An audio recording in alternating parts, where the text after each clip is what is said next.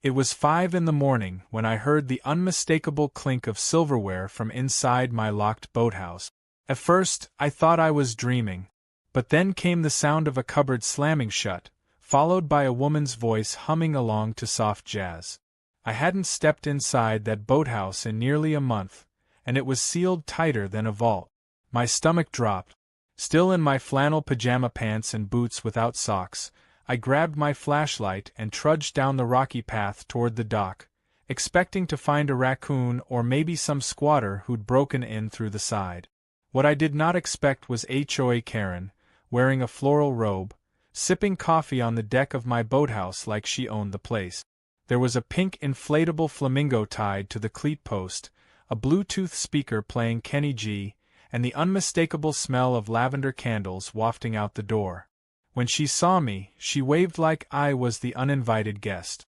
I stood there stunned, flashlight still pointing straight at her, until I finally managed to ask what in the world she was doing. Her response? Oh, I thought it was abandoned. Abandoned. The boathouse had motion sensor lights, solar panels I installed last year, and a full security lock on the entrance. Not to mention, it was 200 feet from my home on private lakefront property with a clearly marked no trespassing sign. But Karen? She just chuckled and took another sip of her coffee. Said something about how peaceful the water was and how she simply needed a mental health weekend. Without asking. Without permission. Without even a knock on my door. Before I could react, she invited me to join her for breakfast, like she was hosting some lakeside Airbnb retreat. The worst part was, she genuinely believed she was doing nothing wrong. She motioned to the inside, which she had redecorated with throw pillows and a fake succulent arrangement on the window ledge. My kayak was leaned against the far wall, untouched, but everything else, my fold-out chairs, cooler, fishing poles, had been rearranged to suit her lakeside aesthetic. I tried to keep calm and explain that she was on private property, inside a locked structure, and she needed to leave immediately. But Karen didn't flinch. Instead, she pulled out a laminated HOA pamphlet and started pointing to some nonsense clause about shared waterfront amenities that supposedly gave her temporary access to all neighborhood structures not in current use. I laughed at first, thinking she had to be joking. But her face was dead serious. According to her twisted interpretation, my boathouse, which I hadn't used in 3 weeks, counted as an inactive shared structure. Never mind that it wasn't even part of the HOA boundaries. I don't live inside their jurisdiction. I live adjacent to it, with my own private parcel of land grandfathered in from the original development. But Karen and her crew had always acted like the lake belonged to them. They treated the shore like a public beach, even though the deed said otherwise. Now this was a new level of delusion. I told her to leave again. This time firmly. She stood, adjusted her robe like a queen, and told me I was disturbing the serenity of the environment. When I stepped onto the deck to open the door myself, I found it locked. She had somehow replaced the inside latch. I knocked. She just smiled through the glass and said she didn't feel safe letting me in unless I calmed down. Me, the property owner. I marched back up the path fuming and called the sheriff's office, hoping they'd come put an end to this madness. But when the deputy arrived, Karen met him at the boathouse with hot tea and a full printed folder of what she called her occupancy rights. The deputy, clearly trying not to laugh, told me this looked like a civil issue unless I had immediate proof of forced entry or damage. I showed him the photos from a month ago when I locked the place up and left it. He shrugged and said a judge would need to sort it out. I couldn't believe what I was hearing. Karen smiled the whole time like she'd just won a game of Monopoly. When the deputy left, she waved me off with a smug little salute and told me to consider the weekend a rental experiment. I told her again to vacate or I'd file charges. She said, "Please do," then muttered something about how she had already ordered an outdoor rug and some solar string lights. The woman was planning to stay. So I filed a formal complaint with the HOA board. Turns out she'd already been talking to them, claimed the boathouse was community adjacent, and since I hadn't been using it actively, she had simply revitalized a neglected asset. The HOA president, who I'd clashed with before over similar nonsense, actually backed her up, said something about how my refusal to integrate my property into the HOA spirit was alienating the neighborhood. I nearly choked. I'm not even part of their HOA. I bought my land before they existed. But that didn't stop them from trying to creep their rules outward like a virus. Karen stayed the entire weekend. She hosted a brunch for her friends on Sunday morning, complete with mimosas, yoga mats, and a Bluetooth karaoke session that echoed across the lake. I recorded everything. I took photos. I made sure to capture the stack of delivery boxes with her name on them arriving right on my dock. She had turned my boathouse into a retreat center in less than 72 hours. When I tried once more to reason with her Sunday evening, she threatened to file a restraining order against me. Said I was harassing a vulnerable woman during her time of healing. I nearly laughed myself into a coma. That night, I sat at my kitchen table looking over every piece of paperwork I had, title deeds, plat maps, utility bills, everything proving the boathouse was on private property. Then I stumbled onto something interesting. A section of lake property law involving moored structures. The moment a structure is detached from land and floating without anchor to private property, it becomes a vessel, not a residence. Meaning, it's governed under entirely different rules. That sparked an idea. A wonderfully legal, hilariously poetic idea. If Karen wanted to live in the boathouse, maybe I'd just let her. But not where she expected. Because if it wasn't moored to land anymore, she had no legal ground to stand on.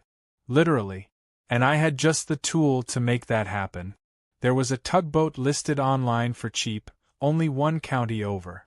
Slightly rusty, sure, but with enough horsepower to tow a floating boathouse straight into the middle of the lake. Karen thought she'd won. Thought I'd give up or back down like the HOA always expected. But this time, I wasn't just planning to fight back. I was going to change the playing field. Because sometimes, the best revenge isn't confrontation. Sometimes, it's drifting someone far enough away that even their own delusions can't float them back to shore. By Monday morning, the boathouse no longer looked like a place for weekend fishing trip. It looked like a floating Pinterest board curated by a suburban tyrant. Karen had somehow hauled in curtains, a throw blanket set, a rack of robes, and even a ceramic welcome sign shaped like a seashell. My own chairs had been replaced with beachy loungers, and she'd placed little hand-painted rocks with cheesy quotes like "Serenity starts here" along the dock rail. I stood there, blinking in disbelief, while she offered me a fruit smoothie like this was a sandals resort. Worse, she had a clipboard now. A clipboard. With an itinerary taped to it that listed everything from sun salutations at sunrise to sound bath healing at noon. And somehow, in the twisted HOA dimension she seemed to live in, this wasn't trespassing, it was a lakeside revitalization project. That same morning, I spotted her giving a guided tour of the boathouse to a group of 3 women from the neighborhood. She stood at the doorway in her yoga pants and oversized sunglasses, gesturing dramatically to each section like she was listing it on Airbnb. I snapped pictures from my kitchen window, zoomed in on her pointing at my tackle box and calling it nautical decor, and I knew I had to escalate things. But I also knew I needed to be smart. The sheriff's deputy last time had practically rolled his eyes at the whole mess. So I had to build a case airtight enough that even Karen's HOA cronies couldn't weasel out of it. I started by pulling footage from the hidden cameras I had installed inside the boathouse over a year ago. Originally meant to deter raccoons and the occasional drunk teen thinking it was a party shack, the cameras had silently recorded every second of Karen's conquest.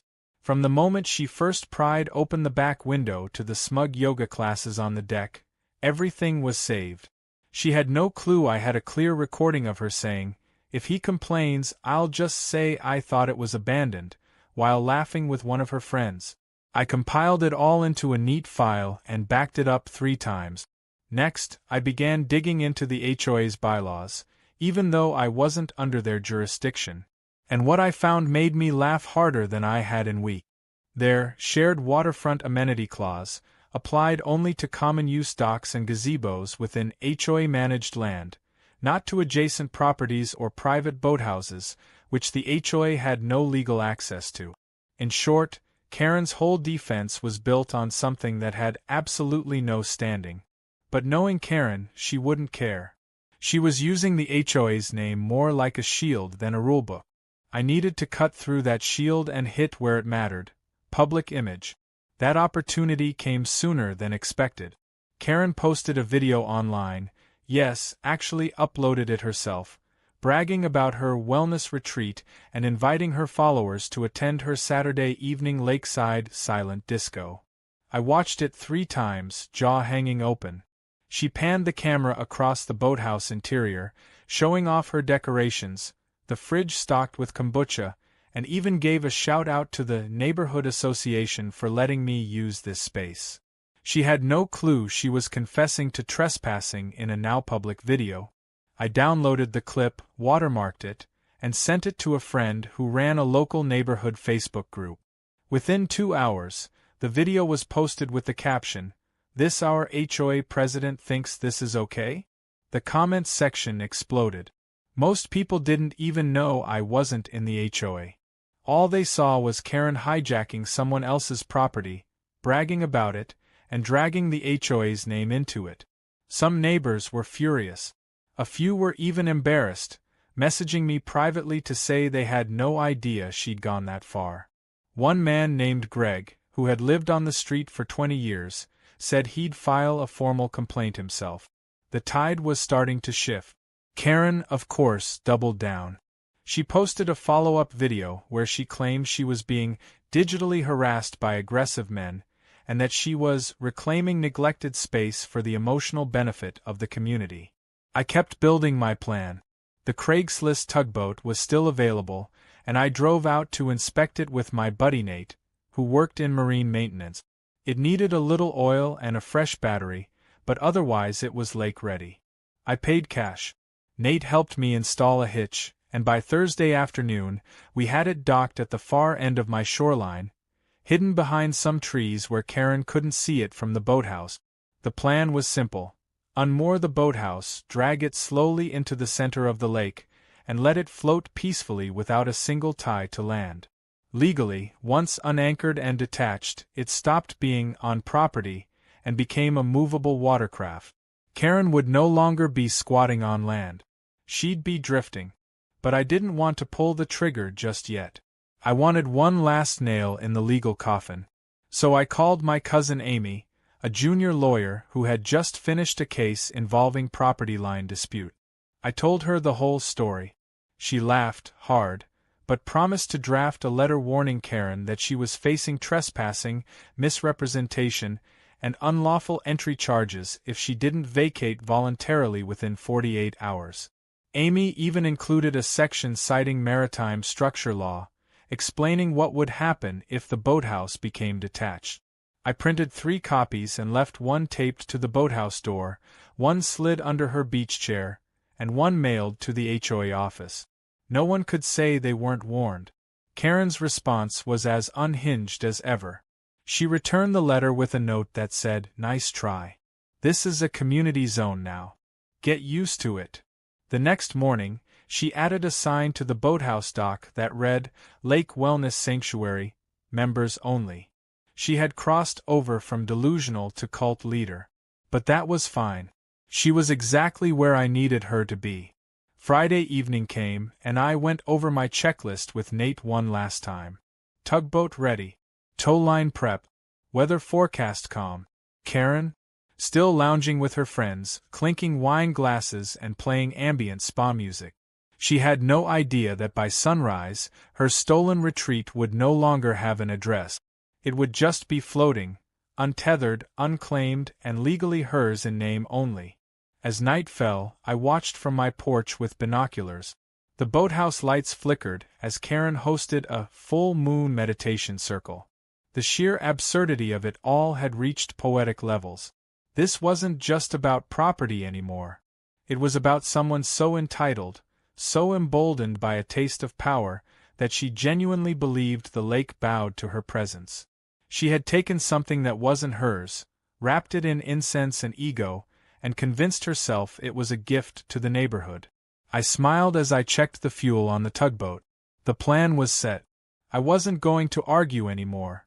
I wasn't going to post rebuttals online or go back to court.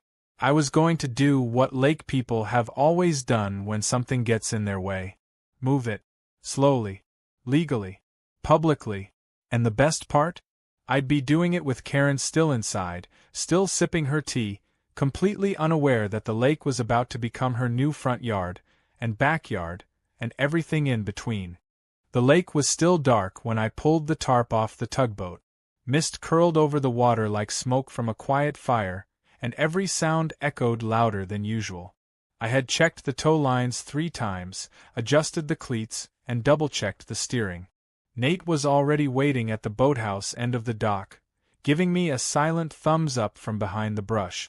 We both wore dark clothes, not because we were doing anything illegal, but because the sheer drama of the moment demanded stealth.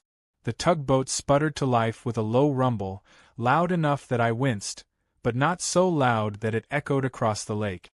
Karen, presumably still fast asleep after her late-night full-moon ritual, didn't stir. The rope we had pre-secured to the boathouse days ago was hidden beneath the rear deck slats, looped and ready. Nate tossed it to me and I locked it onto the tow bar. The boathouse, despite its fancified decor, floated with surprising ease. It rocked slightly as the slack pulled tight, but otherwise remained still. Slowly, ever so slowly, I throttled forward. The structure groaned faintly, adjusting to the pull, but within 30 seconds we were moving. The plan was to take it to the deepest center of the lake, right past the legal halfway point, and drop a temporary anchor just deep enough that it wouldn't drift back to shore. It wasn't permanent mooring, just a casual float in legal limbo, enough to make Karen wake up and question reality. By the time we reached the halfway mark, pink hues were breaking across the horizon. The mist had begun to lift, revealing the boathouse now sitting gracefully in open water, completely detached from my shoreline. I cut the engine and let it coast for a moment, just to watch it bob gently in place. Nate was trying hard not to laugh, crouched behind the shrubs on my dock with binoculars trained on the scene. Then the lights inside the boathouse flicked on. A silhouette moved past the windows. The moment had arrived. Karen appeared in the doorway, yawning and stretching, wearing one of her gaudy silk robes and holding a steaming cup of tea. It took her a full 10 seconds to realize that something was off. She looked left, then right, then stepped out onto the small porch, blinked at the open lake, and nearly dropped her mug. She turned in a circle, eyes scanning the waterline, and then cupped her hands over her mouth and shouted a confused, echoing hello. Nate collapsed onto his back in laughter. I leaned on the railing of the tugboat, watching her slowly spin as realization crept into her bones like cold water. I could hear her yelling now, though the words were mostly wind-blown fragments. Something about calling the police, something else about kidnapping a structure, and then the phrase, "This is a federal offense," which made me chuckle. She stormed back inside, likely looking for her phone. Within minutes, she was back outside, pacing, phone in hand, gesturing wildly as she tried to explain to whoever answered 911 that her lakeside property had been relocated to international waters. I couldn't hear the dispatcher's response, but judging by her expression, it wasn't what she hoped for. A few moments later, her voice got louder, this time directed at the shore.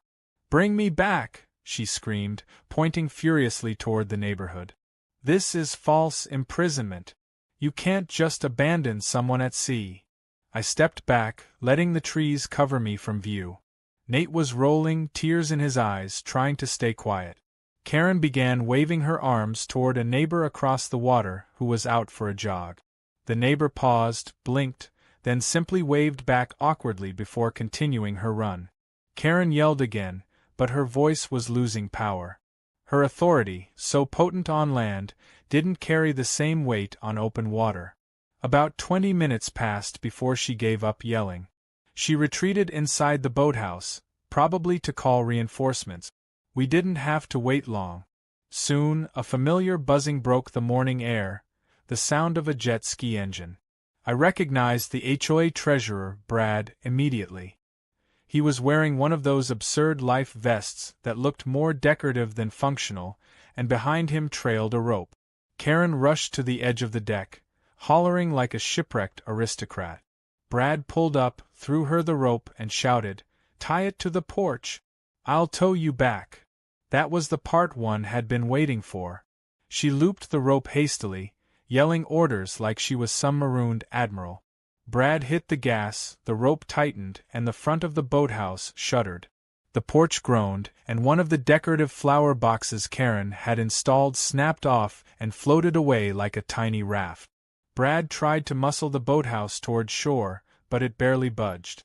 The floating structure wasn't exactly aerodynamic, and Brad's jet ski was more suited for teenage lake races than towing a house. Then came the snap. The rope, straining against too much resistance, broke mid-pull and slingshot backward, flinging Brad off his jet ski. He landed in the water with a yelp and flail, while the jet ski idled in a wide circle nearby. Karen screamed his name and leaned over the rail, but there was nothing she could do. He swam back drenched, climbed aboard the boathouse, and sat beside her, gasping and muttering about nautical sabotage. Nate had to put a towel in his mouth to keep from laughing loud enough to echo. Karen tried calling 911 again. This time, she insisted she was being held hostage, that I had removed her land access and marooned her in the middle of the lake. But the dispatcher, likely the same one from before, responded with something that clearly didn't satisfy her. She hung up, fuming, and started live streaming. Her voice echoed across the lake as she narrated her harrowing ordeal, complete with weepy background music. "My name is Karen McDougal," she said, "and I have been illegally evicted and cast adrift by a bitter neighbor with no heart and no understanding of spiritual healing. This is an act of violence against peace." I watched her video later that day. It was gold. Her face covered in overdone foundation, her robe stained with lake water, Brad pacing behind her and muttering about rope strength and maritime rescue. Viewers began piling in with sarcastic comments. One user asked if she'd seen Wilson from the movie Cast Away. Another offered to send a paddle. Someone made a meme of her face photoshopped onto a lighthouse with the caption, "Queen of Denial." The clip went viral before sunset. Later that afternoon, the sheriff's lake patrol finally showed up. 2 officers arrived on a small pontoon boat, pulled up next to the boathouse, and had a brief, animated conversation with Karen. I couldn't hear it all, but judging by the body language, it was clear they weren't amused. She tried pointing toward my dock, waving her arms in exasperation, but they calmly showed her a printout and then motioned toward the shore. Within minutes, they handed her a formal trespass notice. I'd filed it earlier that week and had it approved that morning. Now that she was no longer on my property and her residency had become a floating joke, the law had all the clarity it needed. Karen didn't take it well. She started yelling at the officers, demanding to know how this was legal, why no one cared about her rights, and how I could get away with stealing the earth under her feet. One of the officers replied, "Ma'am, you're not on the earth anymore. You're on a boat." That line alone was worth every bit of stress this woman had caused.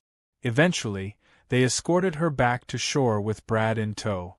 The boathouse remained right where I left it, floating peacefully, unmanned, and stripped of entitlement.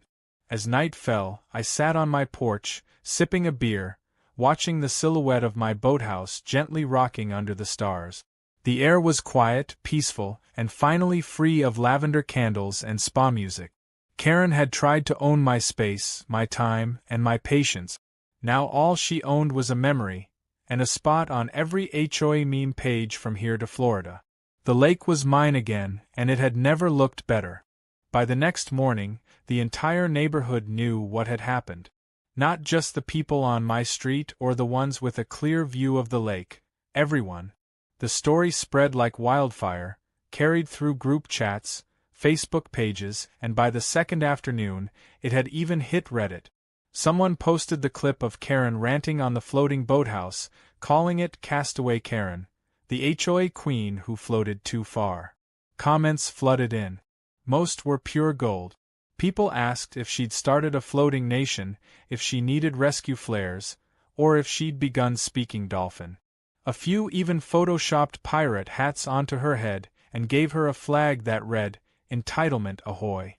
The story had transcended local drama and become a full-blown internet moment. Karen, on the other hand, was imploding.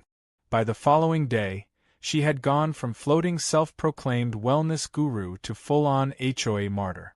She released a carefully edited video trying to spin the situation in her favor. In it, she sat on a white couch with potted plants in the background, speaking in a soft voice about being emotionally ambushed and spiritually vandalized. She claimed that I had deliberately targeted her wellness retreat because I had repressed anger toward female empowerment and was threatened by her success as a community leader. The comments section didn't buy it for a second. Most pointed out how she had squatted on private property, redecorated it, hosted parties, then called the police on the actual owner. Others began digging into her HOA record and unearthed years' worth of complaints, citations she had issued for mailbox paint being too loud, and her attempt last year to ban wind chimes because they were too chaotic. But Karen wasn't done yet. When her PR video failed to win public sympathy, she switched strategies. The HOA filed an official cease and desist letter against me, claiming that my actions had caused disruption, endangered a resident, and undermined the harmony of the lakeside community. They demanded that I return the boathouse to its original dock location and apologize to Karen in writing. It was the kind of letter you'd expect from a kindergarten principal scolding a 5-year-old for pulling a prank. I didn't respond directly. Instead, I forwarded the letter to my lawyer cousin Amy, who laughed so hard she choked on her coffee. She drafted a response that was so elegantly brutal it should have been framed. She cited lake laws, trespass regulations, HOA boundary limits, and court precedents, then ended with a single line. Please advise your client, Ms. Karen McDougall, that she is not above the law, nor does she possess riparian dominion over private property. In other words, no. But the HOA wasn't backing down easily. Their next move was even more ridiculous. They tried to hold an emergency board meeting where the main agenda was to vote on annexing the section of lakefront where my property sat. Their idea was that if they rezoned the edge of the water as part of the shared recreation district, then technically my dock and boathouse would fall under HOA regulation. It was so far beyond legal logic, it would have been hilarious if it weren't so infuriating. They mailed flyers around the neighborhood urging residents to attend and support the protection of shared lakefront resources from hostile behavior. Karen, of course, was leading the charge. The meeting took place at the community clubhouse that Saturday, and I decided to attend. Not to argue, but to observe and record. I walked in wearing a shirt that read, "Property owner, not pirate," and nodded politely to the folks who gave me sheepish glances. The place was packed, mostly because people had heard about the floating boathouse saga and wanted to see what insane thing would happen next. Karen stood at the front like she was hosting a TED Talk, complete with a clicker in her hand and a slideshow behind her titled, "Preserving Community Access: The Lakefront Crisis." She actually had graphs, none of which made any sense. One chart showed a decline in communal serenity, another one measured emotional blockade levels. It was performance art at this point. When the floor opened for public comment, Greg, the older neighbor who'd lived there longest, stood up. He cleared his throat and said, "Look, I've been here longer than this HOA has existed. That man," he pointed at me, "owns his property fair and square. Always has. And Karen? You broke into a boathouse and turned it into a day spa. You're lucky he didn't press criminal charges." A few people clapped. Karen tried to shout over him, accusing Greg of being emotionally manipulated, but the room wasn't on her side anymore. Another neighbor chimed in and asked, "If it was a wellness center, why did you call the police when he came to his own dock?" That got more claps. By the end of the meeting, the board tabled the vote. The president looked visibly embarrassed, muttering something about needing to review legal boundaries more thoroughly. Karen stormed out without saying another word. That night, someone updated the Reddit post with a screenshot from the meeting and titled it, "HOA Meeting Ends in Karen's Mutiny." It got thousands of upvotes.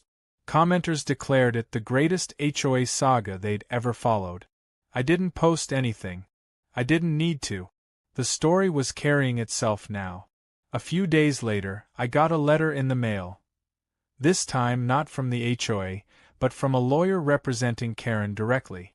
She was threatening to sue for emotional distress, defamation, and personal injury related to forced flotation. Amy read it aloud in her best courtroom voice and then immediately began compiling a countersuit. We had hours of footage, drone shots of the boathouse being towed peacefully, footage of Karen hosting parties on my property, and her own live streams where she openly admitted she didn't have permission but felt the space was abandoned. Amy's letter back was short, "See you in court." Meanwhile, Karen's reputation had hit rock bottom. People avoided her at the grocery store. Someone tagged her car with a sticky note that read, "Lake Queen in exile." Her Instagram followers dropped like flies, and she eventually made her profile private. Her own HOA board began distancing themselves. They issued a statement saying that the boathouse situation was not representative of the values or decision-making of the community leadership. It was a fancy way of saying, "She acted alone and we're done." Hen came the best part. At the next HOA election, several new candidates ran on the platform of restoring sanity and ending overreach. Karen lost her board seat. The president stepped down. A younger woman named Felicia took over, someone who'd publicly defended me during the boathouse ordeal. One of her first moves was to amend the bylaws to prevent any HOA official from entering or using non-member property under any circumstances. She called it the Karen Clause. I almost framed the notice. The lake was finally quiet again. The boathouse still floated where I left it, perfectly legal and undisturbed. Every morning, I'd wake up, drink coffee on the deck, and watch the sun rise over the water, knowing that peace had returned not just to the shoreline, but to the entire neighborhood. And Karen? She vanished for a while. I heard whispers she was looking to move. No surprise there. After all, it's hard to keep ruling a lake you got banished from. But I wasn't finished just yet. Something was coming. Something poetic.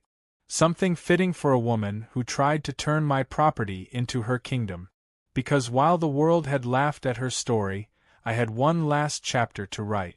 And it was going to float right into viral legend.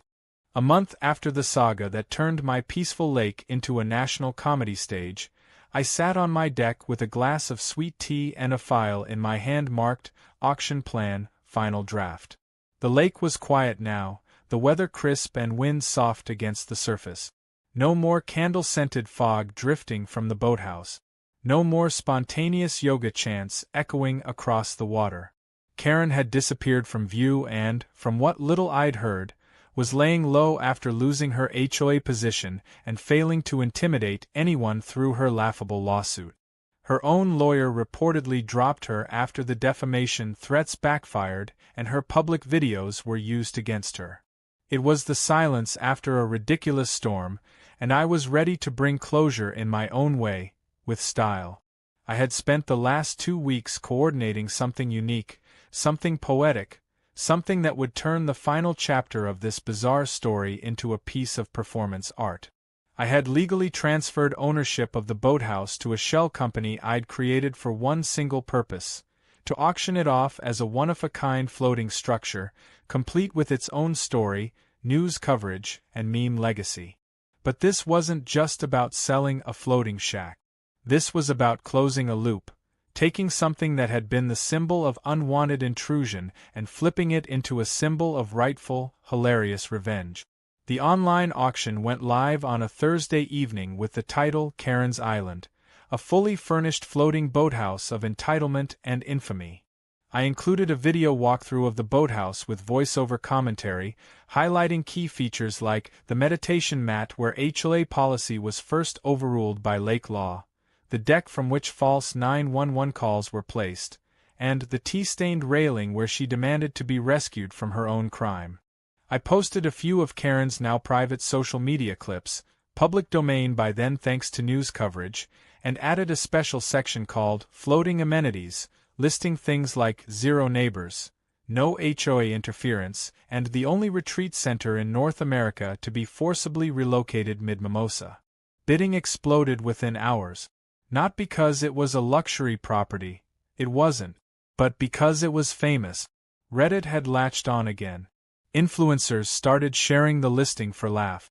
A travel blogger posted that she would use it as an off-grid journaling hideaway. One YouTuber offered to buy it just to film a parody series called Karen's Lake Diaries. Even a company that specialized in viral marketing tried to bid on it as a floating billboard. The comments were a circus. Will it come with free sage sticks? Can I dock it next to my moral compass? Does the ghost of entitlement linger, or was she exorcised during the silent disco? By day 3, the boathouse had been bid up to $15,000, far more than its actual material value. The winning bid came from a tech entrepreneur who'd made his fortune in online gaming. He messaged me directly to say, "This is the most absurd, brilliant thing I've ever seen. I'm buying it as a conversation piece. Also, my girlfriend's name is Karen, and she's going to die laughing." We finalized the paperwork, and I arranged for the boathouse to be towed to the buyer's private lake the following weekend. But before it left, I added one final touch. On the inside of the main door, I hung a gold-framed plaque that read, "Here floated the Queen of HOA Entitlement. May all who enter leave their egos at the shore." As the tugboat pulled the boathouse away for the last time, a few neighbors gathered to watch. Greg brought lawn chairs and popcorn. Someone blasted the Titanic theme from a Bluetooth speaker. It was surreal and ridiculous and perfect. I saluted the structure one last time as it vanished beyond the bend. A part of me almost missed it, not for what it was but for the chaos it represented. The absurdity of one person's unshakable belief that rules didn't apply to them. But the best part was knowing that story didn't end in frustration. It ended with justice, laughter, and a massive internet mic drop. Karen, meanwhile, did not take the news well. Apparently, she hadn't been told I was auctioning off the boathouse, and when she found out, via a viral TikTok video with over 4 million views, she tried to claim I had profited off her trauma. She posted a bitter rant accusing me of exploiting her and mocking wellness culture, but the public was already done with her narrative. Her comment section turned on her instantly. People reminded her she trespassed, lied to law enforcement, and tried to weaponize the HOA like it was her personal army. She deleted the post within hours. Days later, she put her house up for sale. I watched her moving truck pull away 2 weeks later. No farewell, no apologies, no acknowledgement. Just silence. I couldn't help but smile. It wasn't revenge in the traditional sense. No screaming match, no courtroom brawl. Just a slow, strategic, humiliating unraveling, one that she orchestrated herself, one step at a time. That's the thing about people like Karen. They build their own disasters. You just have to stand back far enough to let them collapse under the weight of their own entitlement. The HOA, now under new leadership, officially amended their charter with a clear set of boundaries and legal education requirements for board members. They hosted a town barbecue where the new president joked about installing Karen detectors at the lake entrance. People laughed, toasted, and most importantly, relaxed for the first time in months. My dock was finally peaceful again. My mornings no longer involved lavender-scented trespassers. The lake was mine, quiet and still, and the only voices I heard were birds and the occasional boat motor echoing from across the water. I ended up turning part of the shoreline into a small open seating area with benches and fire pits for neighbors to use, open to everyone, HOA or not, with just one rule posted on a wooden sign: no Karens beyond this point. People loved it. It became a neutral zone, a place where feuds could cool off and beer could replace bickering. It was funny how one floating structure and a few weeks of ridiculous drama had actually brought people together. Sometimes, justice doesn't come with sirens and judges and official charges. Sometimes it comes with a tugboat, a viral video, and the sound of a house quietly drifting into the middle of a lake. Karen wanted to rule something. Instead, she became a cautionary tale. And while she's probably telling some new neighborhood right now that she was the victim of a coordinated campaign of lakefront bullying, the rest of us know the truth. She wasn't exiled. She wasn't targeted. She was simply told no, and she couldn't stand it. And in the end, that's the real story. Not just about a boathouse or an HOA. It's about boundaries. The ones we draw physically, legally, and sometimes hilariously, with tugboats and TikTok. Because when someone moves into your space uninvited, takes over your property, and tries to spin a fantasy into a right, the best response isn't always to fight fire with fire. Sometimes the best revenge is a slow float into poetic justice, and letting the whole world watch it drift.